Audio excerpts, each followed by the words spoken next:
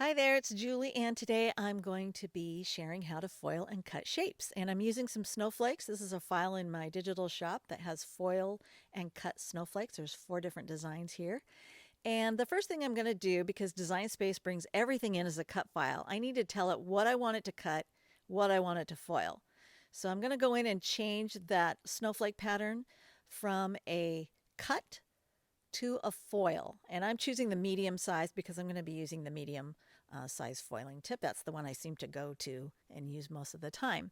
So I'm going to go ahead and convert all of those snowflake patterns into foiling. And then I'm going to grab the whole file here and ungroup it. Now each snowflake has a corresponding cut shape. And I want to make sure that Design Space knows that I want to foil that pattern on that particular cut shape because they match, right? They were designed to work together. So first thing I want to do though is resize these. So I'm just going to go ahead and grab them all and just make them a little bit smaller, just because it's going to be easier to work with on screen. So now I'm going to grab each foil pattern and the corresponding cut shape and attach them. You want to be careful when you're clicking and dragging though, that you're just sticking to that snowflake and not grabbing a bunch of them at one time.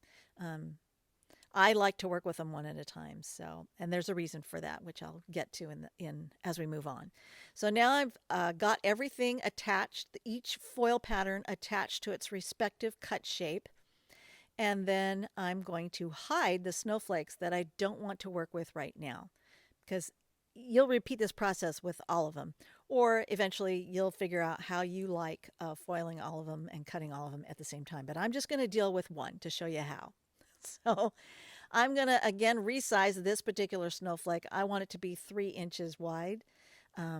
So if you click on the lock, you can change the aspect ratio, but I want everything to stay the same size, vertically and horizontally. So I just want to change the width to 3 inches, and I don't want it to distort. So I left the lock in place. Now, if I've grabbed a square from the shapes over there, it's one of the free shapes in Design Space, and I need a 4-inch square. You can size it to whatever you want, but I want to allow a 1/2 inch gap between the size of my snowflake. And then I'm going to send it to back. I just chose the arrange layer and sent it to back. And then I'm going to grab both of them and align them using the center button. Now you can see here I've got that about a 1/2 inch gap all around the edges there. And that's what I need to create this placeholder. We're not going to need it completely, but we'll get rid of it later on. But right now I need it to set up my on-screen mat. So I'm going to hit make it, and then we'll move to this particular area where we're going to be setting things up on the mat. So I need to get that gray square or that placeholder over onto the blue mat where the snowflake is. So I selected it and hit move and chose the blue mat and moved it there. So now I've got both of these, and I can move these around independently of each other on the mat. And I want to work on the center of the mat because I tend to get best foiling results when I foil towards the center of the mat. And I'm using the crosshairs to align that square along the 4-inch horizontal and the 6-inch vertical. I'm centering it there, and then I'm going to center the snowflake in the same spot. And then I'm going to hide my placeholder because I don't need it anymore. I just needed it to show me where to put that snowflake on the cutting mat. Then I'm going to go ahead and choose my materials. I'm going with 80-pound cardstock, and I'm going to select more pressure because I tend to get better results with this tool when I apply more pressure. And then on my physical mat, I need to set this up the same way it was on my screen. I'm going to put that 4-inch square I already cut from cardstock, and I flipped it over so that I'm working with the smoother side of the cardstock, and I used the grid to line it up just like it was on my screen. And I'm using an acrylic block just to hold down the foil sheet so it doesn't move around on me while I'm trying to get it taped in place. So anything you have that could anchor your foil there. And I made sure I cut it to the same size as my cardstock so that I wouldn't have any overhang getting stuck and transferring onto the cutting mat, because then it just messes up your cutting mat. So anyway, then I'm going to finish taping all the way around. I want to make sure that the foil is not loose on there. I want to make sure it's taut across the surface of the cardstock. And then I'm going to go ahead and load the mat into my machine and hit the load button. And then Design Space is going to direct me to switch out the tips. So right now it's going to foil first. That's always going to be the action it performs first when you have those operations attached. So I'm going to be working with the medium foil tip. It has 2 lines there that tell you what size that tip is.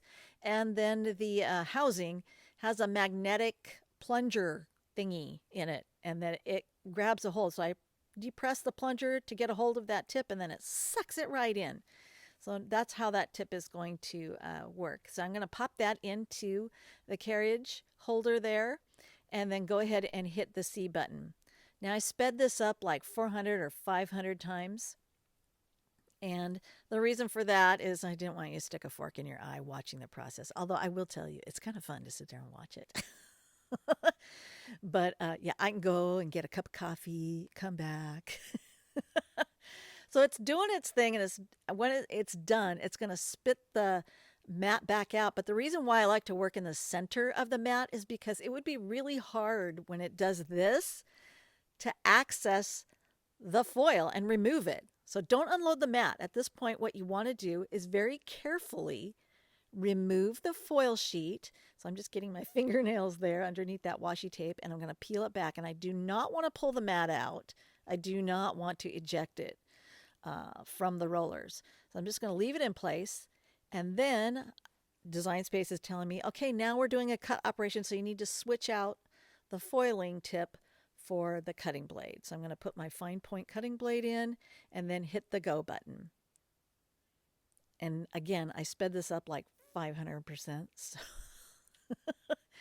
So then you can see it cutting out the shape. Now, if I hadn't cut all the way through, or I was worried I hadn't cut all the way through, I could hit the C button again and it would just cut the shape a second time. But it looked good, so I was pretty confident it cut all the way through. So now I can go ahead and roll my mat. You want to curve your mat and remove your project instead of peeling your project off the mat. This way your project won't curl. So yeah, always curl the mat. And there you can see I've got a perfectly foiled snowflake. So I hope you find that helpful, and thanks for watching.